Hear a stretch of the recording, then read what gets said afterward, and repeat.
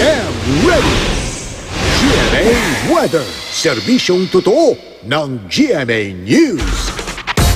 Kumikilos papalapit sa bansa ang low-pressure area sa silangan ng Mindanao. Huling namataan ng pag-asa ang LPA, 630 km silangan ng Hinatuan, Surigao del Sur.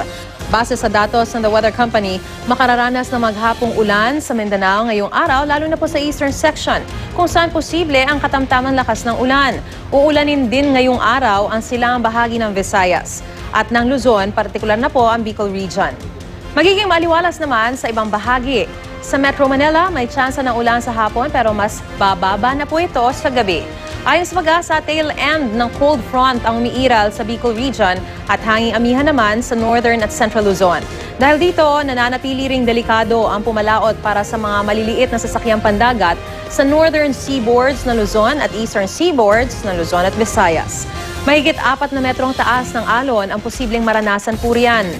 Yan ang latest mula sa GMA Weather. Magplano para sigurado, I am ready. Serbisyong totoo ng GMA News.